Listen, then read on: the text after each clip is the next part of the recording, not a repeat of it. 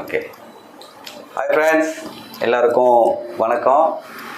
மறுபடியும் உங்களை மொட்டை பரடு சேனலுக்கு வரவேற்கிறதுல ரொம்ப ரொம்ப சந்தோஷம். சப்ஸ்கிரைப் பண்ணுங்கள், பெல் ஐக்கானை கிளிக் பண்ணுங்கள், லைக் பண்ணுங்கள், ஷேர் பண்ணுங்கள், கமெண்ட் பண்ணுங்கள். இந்த வீடியோ சீக்கிரம் முடிச்சு நான் கடற்கன்னு மார்க்கெட்டுக்கு ஓடணும். ஏன்னா இன்றைக்கி டாபிக் அதை பொறுத்து தான். ஏன்னா வீட்டில் ஏதோ பட்ஜெட் போட்டு வச்சுருந்தேன். திடீர்னு பார்த்தா ஒரே ஒரு பொருள் விலை எங்கேயோ போயிடுச்சு. அது என் பட்ஜெட்டே அடிக்கும் போலங்குது. நீ சொல்லு பாருட்ட, இந்த பூண்டு விலை திடீர்னு எங்கேயோ போய் நின்றுச்சையா. அது என்னன்னா, எந்த ஒரு விவசாய பொருட்களுக்கு அந்த குறிப்பிட்ட இப்போ மழை டைம்னா வெங்காயம் ரேட் ஏறும். ஏன்னா வெங்காயம் நனைஞ்சிடும், அந்த மாதிரி சில இது இருக்கு. அந்த மாதிரி பார்த்தீங்கன்னா அந்த வெயில் டைம் இது உச்சக்கட்டம் வரும்போது பார்த்தீங்கன்னா தக்காளி விலை ஏறும். ஆமாம், அந்த மாதிரி தான் பூண்டு இப்போ அறுவடை சீசனு. இப்போ என்னன்னா அது அறுவடை வச்சு காய வச்சு இது பண்ணுறதுக்கு சப்ளை வரதுக்கு டிமாண்ட் இருக்கும். அதனால விலை ஏறது அது வேற ஒன்றும் இல்லை. இது என்னன்னா அரசு தங்களோட கண்ட்ரோலில் கட்டுப்பாட்டில் வைக்கணும். அதை மாநில அரசு தவறிச்சு தான் சொல்ல முடியும். உடனே என்ன மாநிலமா மத்தியமா அப்படிலாம் இல்லை. இன்னைக்கு டேட்டில் உத்தரப்பிரதேசம் லக்னோவில் நீங்கள் ஆன்லைன்லேயே போட்டு பாருங்க, ஒரு கிலோ பூண்டு விலை 180 ரூபா 200 ரூபா தான். நம்ம தமிழ்நாட்டில் மட்டும் தான் 500 ரூபா தாண்டி வித்துட்டு இருக்கு. இது மாநில அரசு கட்டுப்படுத்த தவறிவிட்டது தான் சொல்ல முடியும். இப்போ ஏன்னு பார்த்தீங்கன்னா அதிமுக பிரிவில் கூட பார்த்தீங்கன்னா வெங்காயம் பார்த்தீங்கன்னா அதிக விலை வைத்தது. தட்டுப்பாடு வெங்காயம் இல்லை, தட்டுப்பாடு அதெல்லாம் அதிகமாக விலை வைத்தது.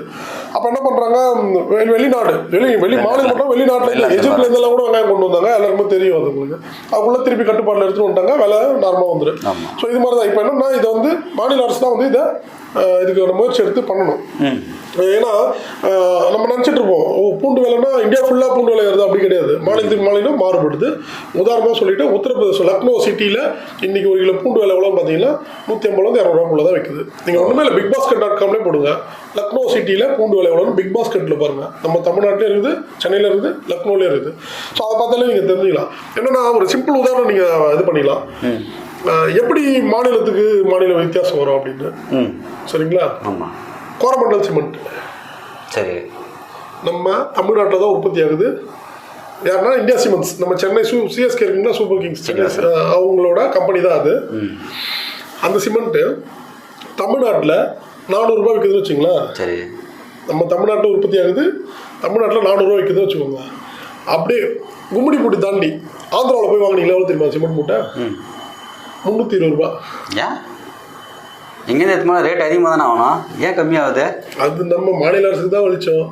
ஏன் மக்களே வண்டி கூலியே வரணும்ல, வேற எத்தனை வித்தோம்னா ரேட் அதிகமாக தானே ஆகணும். இதை நான் சொல்கிறது பொய்னா நீங்கள் கையில் மொபைலில் தான் பார்த்துட்டு இருப்பீங்க. அப்படியே கூகுளில் போங்க, கோரமண்டல் சிமெண்ட் விலை சென்னையில் எவ்வளோன்னு போடுங்க, ஹைதராபாத்தில் எவ்வளோன்னு போடுங்க, உங்களுக்கான விலைப்பட்டியல் வரும். ஏன் அப்படி ஆட்சி அந்த மாதிரி நடக்குது மாநில அரசு. சரி, இப்போ வெங்காய விலை ஏற்றி இறக்கிட்டாங்க, பழகிட்டோம். தக்காளியும் பழகிட்டு இப்படி இப்போ பூண்டுக்கும் பழகிடணுமா? தக்காளி இன்னும் ஒரு மாதம்லாம் விலை அதிகமாக ஏற வாய்ப்பு இருக்கு. மார்ச் ஏப்ரல் அதுதான் கரெக்டாக. வெங்காயம் தக்காளி பழகிட்டோம், ஆனால் பூண்டு இப்போ புதுசாக இருக்குது இது. இல்லைங்க, ஒரு பொருளை எவ்வளோ கையிருப்பு இருக்குன்றதெல்லாம் மானிட்டர் பண்ணுங்க அரசாங்கம். நம்ம மாநில அரசாங்கம் அந்த அளவுக்கு திறம்பட கிடையாது. சரிங்களா? நீங்க இதுவரைக்கும் கேள்விப்பட்டிருக்கோம் பூண்டெல்லாம் இவ்வளவு விலை ஏறுமா சொல்லுங்க. அதான் சொல்றேன். இது யாரும் குறிப்பிட்ட இடத்துலாம் கிடையாது, தட்டுப்பாடு டிமாண்ட் ஏற்பட்ட விலை ஏறும். புரியுதுங்களா? இது பிரதமர் தான் ஏத்துறாரு, இல்ல குடியரசுத் தலைவர் தான் ஏத்துறாரு, இல்ல முதலமைச்சர் தான் ஏத்துறாரு, இல்ல நம்ம ஊர் கவுன்சிலர் தான் ஏத்துறாரு கிடையாது, இல்ல கடைக்காரர் தான் ஏத்துறாரு கிடையாது. தட்டுப்பாடு பொருளுக்கு டிமாண்ட் இருப்போமோ அது விலையை தானாக ஏற விஷயம் தான் இது. இது என்னன்னா முன்கூட்டியே இதெல்லாம் ஹோல்டிங் பண்ண வேண்டிய பொருள். இதை மாநில அரசு தவறிச்சு, அவ்வளோதான் சொல்ல முடியும். சொல்லிட்டு இப்போ உங்களுக்கு தெரியுமான்னு தெரியல, ஃபுட் கார்பரேஷன் ஆஃப் இந்தியான்னு ஒன்று இருக்கு. நம்ம அவங்க கிட்ட பார்த்தீங்கன்னா அடுத்த 5 வருஷத்துக்கு அரிசி ஸ்டாக் இருக்கு, தெரியுமா? இன்னையோட நம்ம விவசாயம் ஸ்டாப் பண்றோம், அடுத்த 5 வருஷத்துக்கு அரிசி கோதுமை இந்த மாதிரியான பொருட்கள் ஸ்டாக் இருக்கு. நம்ம நினச்சிட்டு இருப்போம் ரேஷன்லாம் என்ன கெட்டு போன அரிசி ஒரு மாதிரி வருதுன்னு சொல்லிட்டு. அது ஏன் அப்படி வருதுன்னா, அந்த எஃப்சிஐல 5 வருஷம் முன்னாடி லோடான ஸ்டாக் ஆன அரிசி தான் நமக்கு வரும். அது இதுக்கப்புறமா அது எக்ஸ்பைரி ஆகிட போகுது அப்படின்ற பட்சத்தில் அதை அனுப்புவாங்க வெளியில, நம்ம சந்தைக்கு அனுப்புவது.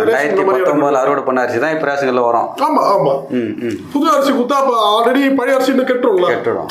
ஸோ அப்படி ரிவர்ஸில் வந்துட்டே இருக்கும். 5 வருஷம் முன்னாடி பண்ணதை எடுத்துட்டு டெலிவரி பண்ணிட்டே இருப்பாங்க. ஓகே, அரிசியில் தாங்க வச்சல. இப்போ வெங்காயம் தக்காளி பூண்டுல எப்படி அந்த மாதிரி ஸ்டாக் பண்ணணும்? வெங்காயம் தக்காளி பூண்டு மானிட்டர் பண்ணணும், அரசு மானிட்டர் பண்ணணும். எந்த அளவு கையிருப்பு இருந்துட்டு இருக்கு இதெல்லாம் அப்படின்னு சொல்லிட்டு. இதெல்லாம் அதுக்கு தான் அமைச்சர், உணவுத்துறை அமைச்சர்லாம் தனியாக போறாங்கன்னா இது வர்ற வேலை உங்களுக்கு. ஆமா. இதெல்லாம் மானிட்டர் பண்ணணும். இது வந்து எந்தெந்த காலகட்டத்தில் இப்போ அடுத்து இன்னும் 2 மாசம் தக்காளி விலை ஏறும். அதுக்கு என்ன பண்றாங்க, இப்போ எவ்வளவு தக்காளி சாகுபடி ஆகுது, இப்போ எவ்வளவு இதாயிட்டு இருக்கு, இதுல மீடியேட்டர்ஸ் வந்து பதுக்குறாங்களா, இதெல்லாம் மானிட்டர் பண்ணணும். இதுதான் வந்து உணவுத்துறை அமைச்சரோட வேலை. நம்ம ரேட் ஏதாவது கொஞ்சம் மார்க்கெட் பண்ணலாம் சொல்லிட்டு அவங்க வேணும். வெங்காயம்லாம் பார்த்தீங்கன்னா அந்த மழை டைமில் வந்து ஸ்டாக் வச்சிருவாங்க. அதாவது இப்போலாம் வந்து கண்டெய்னர்லேயே வந்து வெங்காயம் கட்டு போகாத அளவுக்கு ஸ்டாக் வைக்கிற அளவுக்குலாம் வசதி வந்துச்சு. அதனால வந்து வெங்காயம் விளையாடுறோம் பார்த்தீங்கன்னா நீங்களே அப்போ நியூஸ் கூட பார்ப்பீங்க. அந்த மாதிரி வந்து அந்த விளையாடுற பொருளை வந்து யாராவது ஸ்டாக் வச்சிங்களா அவங்க மேலே கடும் நடவடிக்கை எடுக்கணும்னு. அப்போ ஆல்ரெடி வைக்கிறாங்க சரிங்களா, அது அவங்களுக்கே தெரிஞ்சதுனால சொல்கிறாங்க. ஸோ அந்த மாதிரி இது வந்து எப்படின்னா அரசாங்கம் தான் முக்கியமாக இதுக்கு பொறுப்பாக நடந்துக்கணும், வேற ஒன்றுமே இல்லை. ஏன்னா இன்னைக்கு வந்து பூண்டுன்றது வந்து அன்றாட சமையல் வந்து அது ஒரு அத்தியாவசிய பொருளாகி போச்சு. மற்ற மாநிலங்களில் வந்து கம்மி ரேட்டு விற்கிற பூண்டு வந்து தமிழகத்தில் வந்து 500 ரூபா தாண்டி விற்கிறாங்க அப்படின்னா இதுக்கு முழுக்க முழுக்க வந்து மாநில அரசு தான் காரணம். அதுக்கு என்ன நடவடிக்கைன்னு மாநில அரசு தான் எடுக்கணும் அப்படின்னு இந்த வீடியோ மூலமே டுகோல் பூண்டு வாங்கி சேர்த்து வச்சுங்கோ. இன்னொன்று எது விளையாட போது தெரியல, எல்லாத்தையும் வாங்கி வீட்டில் வச்சுங்கோ. நம்ம வீட்லேயே ஒரு FC பண்ணி வச்சுருங்க, ஃபுட் கார்பரேஷன் நீங்களும் அதுதான் பண்ணி வேணும். விளையாட போகிறோம் மாற்றி மாற்றி வாங்கி வச்சுக்கணும்.